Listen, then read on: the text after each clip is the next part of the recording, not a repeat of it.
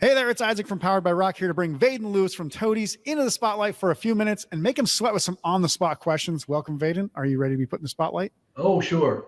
All right. So I always, you kind of have had this where you can actually kind of pick and choose what you want to do with kind of some parts of your career. But if you ever got to tour with like two favorite bands of yours, past or present, living, active, anything like that, which two bands would you like to tour with? Oh, geez. That would be ZZ Top for sure, and the Pixies for sure. Oh, fantastic! Yeah, those are two of my favorite all-time artists for sure. And I think Pixies are actually touring again, which is crazy. And I know ZZ Top. I don't know if they're touring much, but I think they just put out an album last year, which was pretty awesome as well. So that's pretty cool. Yeah. So, talking about all the macabre things, you said you kind of grew up with basically reading a lot of Stephen King books and been a fan of horror. So do you have a favorite horror book and a favorite horror movie of all time? They might be the same. Alien scared the hell out of me as a book. The first one or the second one? Alien or Aliens? Yeah. Yeah, Alien. And then the movie was awesome. I still love that movie. And I went back and watched it with my daughter. She was 16 at the time. And I didn't realize, because I hadn't watched it in a while, but it's about 50 minutes of nothing happening. Yeah. And then 20 minutes of, oh crap. Yeah. Yeah. So, but it was all set up and all tension. And I love those kind of movies. Yeah. Yeah. And I actually literally just saw a meme, I think either last night or the night before, of somebody posted a meme of Alien and said, just showed Sigourney Weaver there. And it said, Alien is a movie about nobody listening to the main character who's a woman. And then the only person who survives is the woman main character. Yeah. There you go. It's like, I guess you're supposed to listen to women. I who would have known, they have a valid opinion, especially as scientists, but whatever. Yeah. Uh-huh. Abyss, actually, the other Sigourney Weaver movie that came out around that time. I love that movie, and that was a weird movie, but yeah, not a horror movie. I need to revisit that one. I saw it, and it's been years, so I need to revisit that one. Yeah, it's not quite a horror movie. It's just a weird movie, but yeah. All right, so as a native Texan, if you're going to pick, a native Texas type of food, are you a barbecue guy? Or are we going something else? And if you like barbecue or something else within the, because people like Tex-Mex, people like all sorts of different chilies and stuff like that. But what's your kind of favorite native Texas food, and where would you go to get that? That's a tough one. If it's barbecue, I would go to Heim, probably over on Magnolia. They're kick-ass barbecue place. If some days you drive by there and there's just a line out to the street, and by the time you get in, they're out of food. So, but there's so much good barbecue that I haven't even gotten to yet. Yeah. As far as I always say that if you're a barbecue joint in Texas and you're still open, you must be good, because otherwise you'll be closed. Oh yeah, for sure. Tex-Mex. There's a place in Austin that I can't think of the name of, so it's not that one. Benito's actually is also on Magnolia, but it's there was a venue in Fort Worth, a punk club where we would play, Mad Hatters, and it was like a block down, and we would go, being dumbass young people, we'd go fill up on Mexican food and beer, and then go stand in an unair-conditioned building and play rock music and try not to puke. And it's still there, and it's still awesome. That's really good Tex-Mex.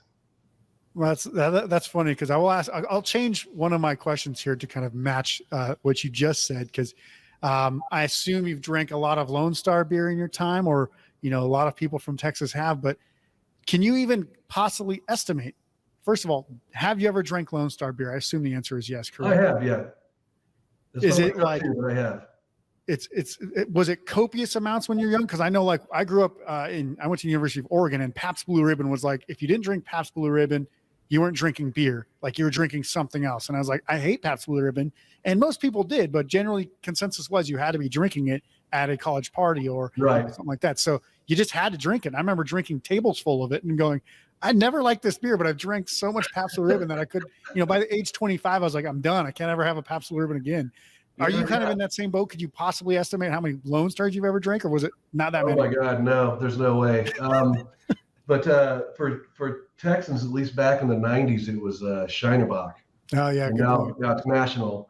But Yeah, there's always these college parties that we would play, and it was always, what is this stuff? It's like weird looking can, and okay, we'll have too much of it then.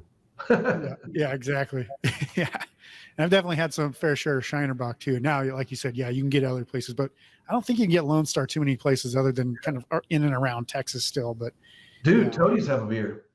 that's true. I actually was I forgot to ask you about that. I forgot I was Yeah. gonna put that in here, but yeah, talk about that real quick. Yeah, box slider, which is a Bach. It was which is and it's we've done several beers with Martin House, which is a local brewery, and there's a ton of, I'm sure, like all over the country, there's tons of small breweries. Yeah.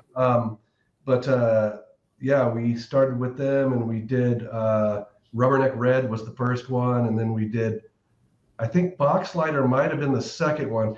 And the idea was these are small batch beers, but they get put in Whole Foods and Central Market and all over Texas. So Yeah. it's pretty cool.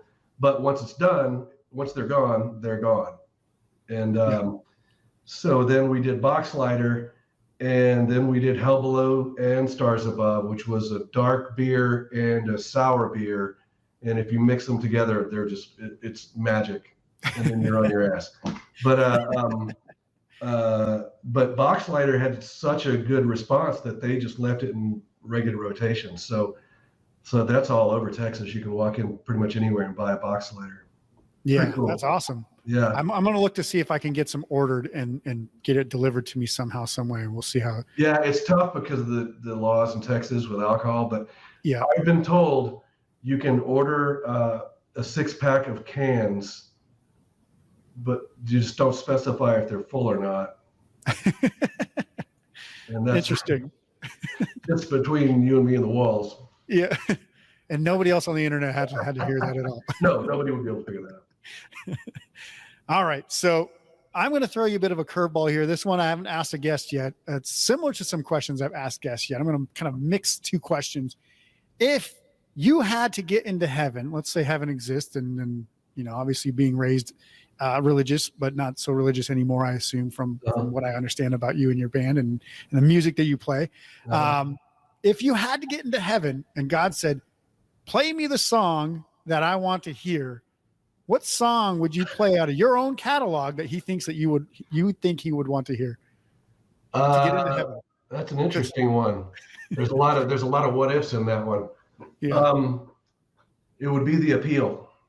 Oh yeah. Great song. And that's a good shout because it actually is self-reflective, more kind of personal, and I think would make a lot of sense. Yeah. That makes sense. Because I was gonna say, you don't want to say like Backslider or I Burn, probably not so much about the cult and everything, but but if I played The Appeal and I could possibly if I could play The Appeal and make God cry, I mean, who doesn't want that?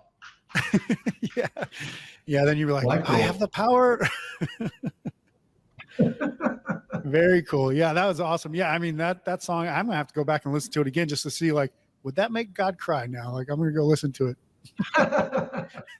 That song is about my dad it's me and my dad. It's a song to my dad, and he's got dementia now, so he's like he can communicate for very short times.